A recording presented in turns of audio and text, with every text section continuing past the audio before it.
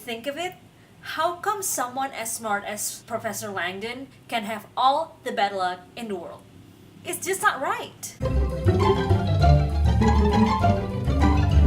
Good morning, afternoon, evening everyone. Hi, my name is Mira and welcome back to my channel. I'm currently still have throbbing legs because of my full marathon that I actually didn't finish, and I didn't get to make a vlog out of it because it is raining all the time when I do run in the marathon, so no vlog for that one. I'm sorry, unlike the capital market run that I did. But yeah, I'm having trouble standing actually, so I will try to not move as much as I used to, but still, to tell you this movie review I would have to move a lot because that's what's make it interesting, I think. I don't know.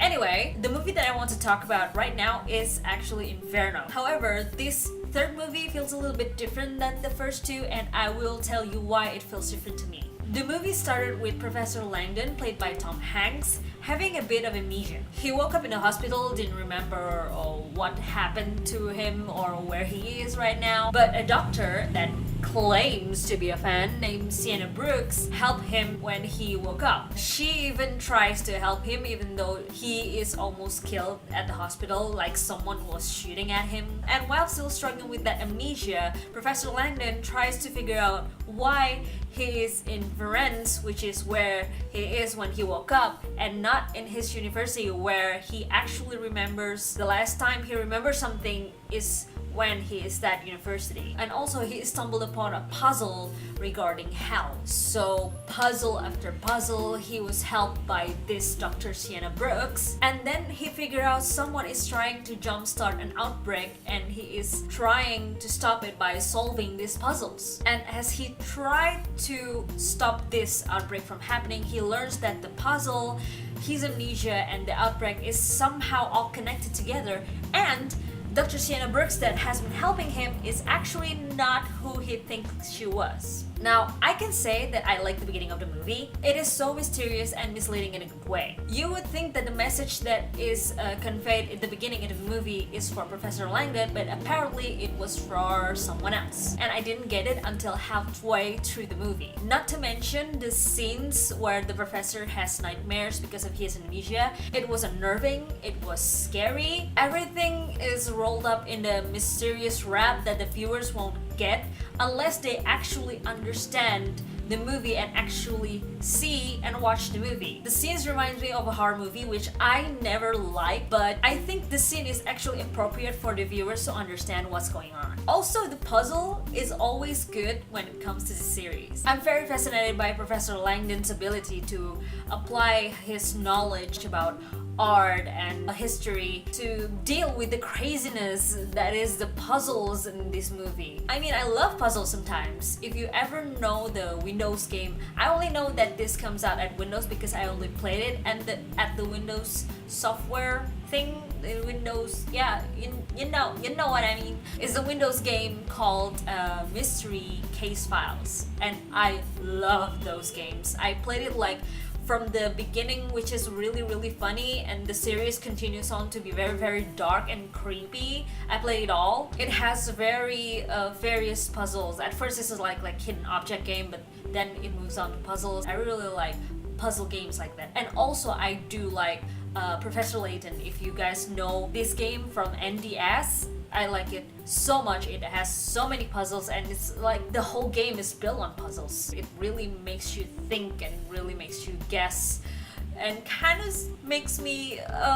impatient as well sometimes. It's like I just go see the walkthrough and not even do the puzzles at all because it is really that mysterious. Anyway, back to the movie. Even the philosophy of the movie itself, which connects to the overpopulation, it is actually based on one of the oldest, maybe the earliest puzzles that I knew. However, the unexpected twist actually comes from the lady that helped Professor Langdon throughout the movie. Now, if you see Angels and Demons and the Da Vinci Code, which is the two previous movies before this one, the female lead is actually the protagonist. It's always the protagonist somehow. But in this one, she only seems protagonist at first, but actually she's not. She's actually the main antagonist, which kind of surprising to me. Maybe because I was oblivious to the clues that were left in the beginning of the movie. But yeah, I didn't think that she would be the antagonist part, which makes this a different kind of exciting turn of events because it is different from the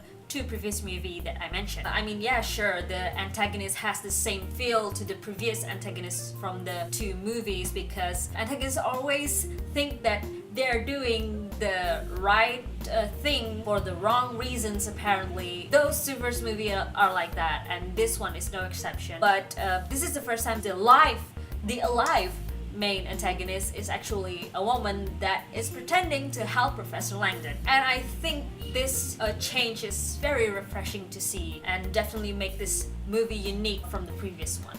However, I have to say that I am not big of Professor Langdon's love interest, which is, if I'm not mistaken, the WHO director. She plays the previous love interest of Professor Langdon, and I don't know, I don't hate her, but I don't think her being in this movie really affects our feelings toward Professor Langdon. Maybe if the woman or whoever this new character is actually Professor Langdon's family, then maybe it would make a significant difference towards Professor Langdon characters, but I don't know. It's just my opinion. Even though, like I said, she is like the head of the WHO, which helps the plot, but I don't know, I'm not sure. This is like the only thing that I am not sure about this movie, but the rest of it, I love it. As for the characters, the one that really stood up to me is actually Dr. Shayna Brooks, played by Felicity Jones. I mean, she was really mysterious, but I didn't think that she would be an antagonist, and Felicity Jones makes the shift really perfectly, which means she plays this role really well. There are even parts where Sienna was about to give up on helping Langdon, and it makes this character very believable as protagonist, and that's what kind of like hides the real truth of her. It was just so believable. So for me, the character is wonderfully written, and Felicity Jones plays this woman really beautifully. She has such a sweet face, like not like the supermodel type, but just very pretty, yet she played such a badass character. It really shows that you can judge a book by its cover. Bottom line, like always, should you watch this movie? I really recommend it actually. Yes, so you should really watch this movie. I do recommend it to anyone that's like mystery, action, suspense, but mostly mystery and puzzles because this movie has a lot of them. The theme might seem somber, but it's really just how the movie series, the 3 movie series really is. The puzzles is really what captivates people and urge them to watch more. And if you haven't seen the previous movie, you really should. They have similar qualities in terms of storyline and characters. So that is all that I can say for this movie review. I hope this is satisfying enough for you guys to watch. And I recently found out that I have 45 subscribers. Thank you guys so much. I didn't think that any one of you would want to see me react or make a movie review out of anything. So thank you so much for your support, for your views, for your likes and comments. I really take them to heart, and I really try to apply your critics and try to listen more, and you know, just be a better YouTuber and make this kind of content more entertaining for you guys. So thank you so much for that, and I am sorry if my videos are a bit delayed lately because my thesis deadline is coming up, and I really have to, you know, like try to moving it forward more quickly. So yeah, so if you think that my videos are a bit rare these times, it's because of that. So anyway, thank you guys so much for watching, and I will see you next time.